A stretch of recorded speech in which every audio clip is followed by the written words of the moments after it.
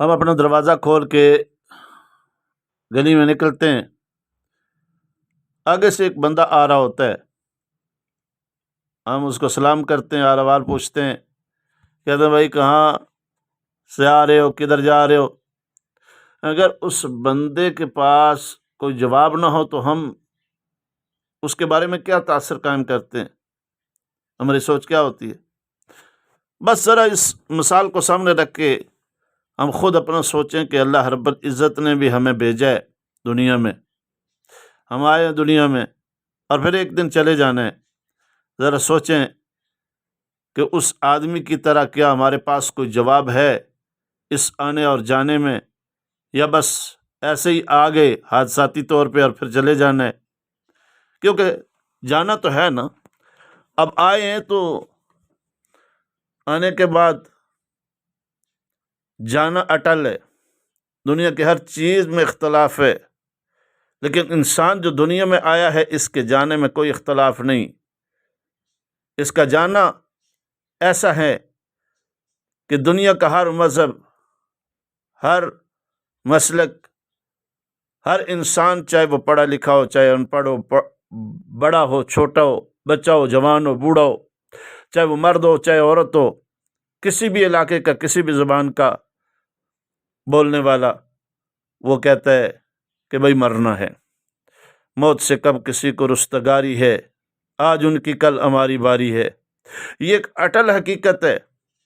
اور پھر جس وقت دنیا سے جانا ہے تو خالی ہاتھ جانا ہے، بظاہر کچھ بھی نہیں لے کے جانا۔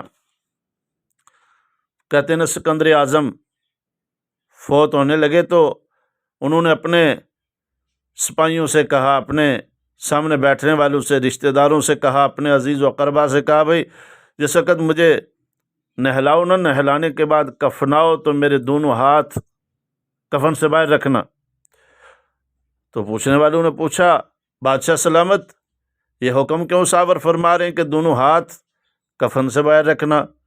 تو بادشاہ سلامت فرمانے لگے، اس لیے کہ تاکہ سارے لوگوں کو پتہ چل جائے، وہ جس کے آگے پیچھے فوج ہوا کرتی تھی، جس کے آگے پیچھے سیکورٹی ہوا کرتی تھی، جس کے دائیں بائیں ہر وقت ہجوم عاشقاں لگا رہتا تھا، وہ جس کے آگے ہٹو بچو کی صدائیں آتی تھیں، جس کے دائیں بائیں چاروں طرف پھیلے ہوئے لوگ اس کی زبان سے نکلنے والی بات سننے کے لیے اور پھر اسے پورا کرنے کے لیے بے قرار رہا کرتے تھے، آج جب دنیا سے جانے لگا تو اس کے دونوں ہاتھ خالی ہیں۔ آج لوگوں کو پتہ چل جائے، کفن سے دونوں ہاتھ باہر اس لیے رکھوا رہا ہوں کہ سکندر اعظم پوری دنیا پہ حکومت کرنے والا آج جا رہا ہے، تو جس وقت جا رہا ہے تو اس کے ہاتھوں میں کچھ بھی نہیں ہے، ساری حکومت، ساری سلطنت، ساری بادشاہت، ساری فوج، لاؤ لشکر، ہر چیز چھوڑ کے تنہا جا رہا ہے، اور جب دنیا سے چلا تو دونوں ہاتھ خالی ہیں۔ اور پھر ماں نے جب یہ سنا، سکندر اعظم کی ماں بیٹھی رو رہی ہے، کسی نے پوچھا کیوں رو رہی ہو؟ کہنے لگی میرا بیٹا فوت ہو گیا ہے، دنیا سے چلا گیا ہے۔ تو اس نے کہا ماں رو نہیں ہیں، کیوں نہ روؤں؟ کہا اس وجہ سے، ارے یہاں ایک سکندر نہیں، کئی سکندر چلے گئے ہیں، او میاں رووے ماں سکندر دی، آکے روڑ گیا تو بیڑے نو، جا کے لا کے قبراں دے وچ ڈیرے، چھوڑ گیا تو ویڑے نو۔ قرآن دے وچوں آواز آئی، مائی چھوڑ دے اس جگڑے جیڑے نو، لکھاں سکندر گزرے پے نے، تو روویں سکندر کیڑے نو۔ تو یہ موت ایک ایسی اٹل حقیقت ہے، کوئی مانے نہ مانے، ہر بندے نے جانا ہے، ہر بندے نے اس موت کے دروازے سے گزرنا ہے۔ اور پھر موت کے دروازے سے گزر کے آگے تنہائی ہے۔ یہاں دنیا میں تو بہت سارے ہمارے پاس دوست بھی ہیں، احباب بھی ہیں، بہت ساری سہولیات ہے، سب کچھ ہے، لیکن قبر میں تن تنہا جانا ہے۔ وہاں روشنی ہوگی، لیکن کس چیز کی؟ ایمان کی، اعمال کی۔ اور جو ایمان و اعمال لے کے گیا وہ کامیاب ہے، اور اللہ نہ کرے جو ایمان و اعمال ساتھ نہ لے کے گیا، بس دنیا میں جیسے آیا تھا ایسے ہی بے مقصد پھرتا رہا۔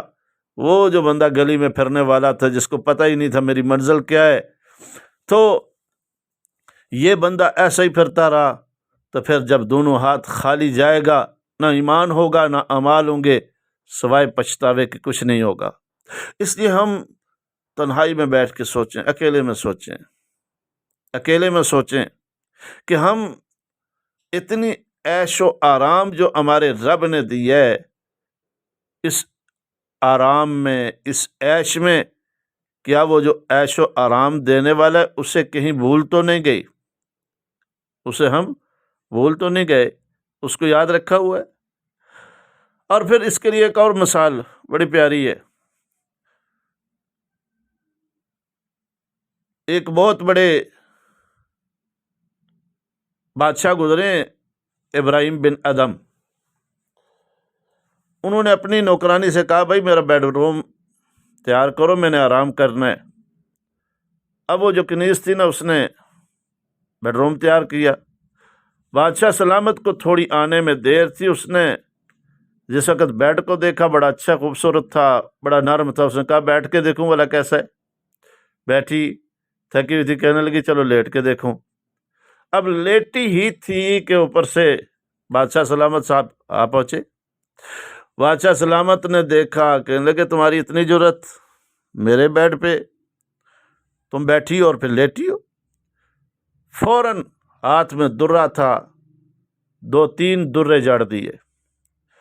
اب وہ پہلے تو چیخی، روئی، رونے کے بعد بے سختہ آسمان کی طرف دیکھا اور ہنس پڑی۔ بادشاہ سلامت نے کہا، بھئی رونے کی وجہ تو مجھے سمجھ آ گئی کہ تم اس لیے روئی کہ تمہیں میرے درے لگیں، ظاہر ہے درد ہوا تو چیخ تو نکلی، لیکن یہ ہنسنے کا مقصد سمجھ نہیں آیا، ہنسی کیوں ہو؟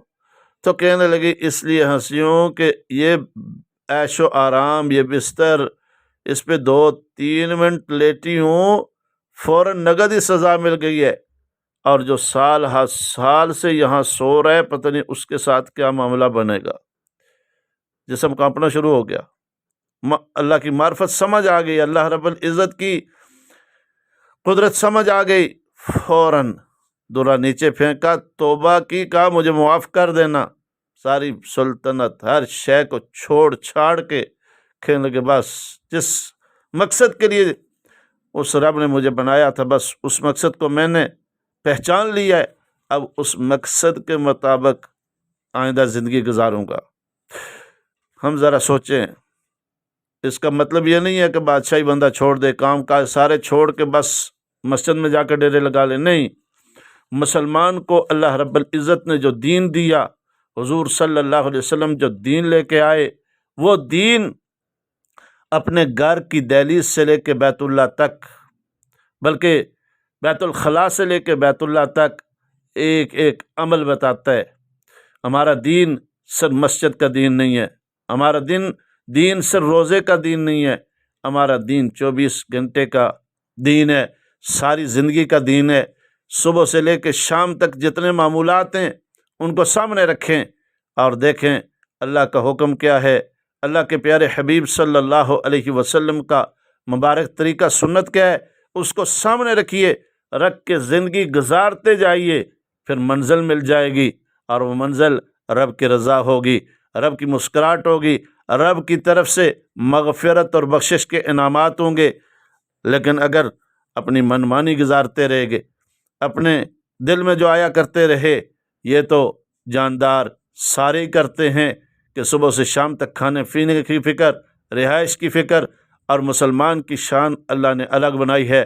مسلمان صرف اپنے کھانے پینے کی، رہائش کی فکر نہیں کرتا، بلکہ مسلمان اس مقصد کو لے کے چلتا ہے جو مقصد رب العالمین نے اس کو دیا، جس مقصد کے لیے اسے پیدا کیا، تخلیق کیا۔ اور بڑے خوش نصیب وہ لوگ ہیں جنہوں نے اس مقصد کو پہچان لیا۔ اللہ فرماتے ہیں جس نے مقصد کو پہچانا، میری مان کے چلا، اب اسے انعام یہ دوں گا، وَلَكُمْ فِيهَا مَا تَشْتَهِي أَنفُسُكُمْ وَلَكُمْ فِيهَا مَا تَدَّعُونَ۔ دنیا میں میری مان کے چلا اور دنیا سے جس وقت میرے پاس آ جائے گا اسے انعام یہ دوں گا جس طرح وہ کہے گا، میں رب اس طرح کرتا جاؤں گا۔ اسے جنت میں وہ اعلیٰ مقام دوں گا کہ جو اس کی سوچ سے ورا ہیں، جو اس کے وہم و گمان سے ورا ہیں، اور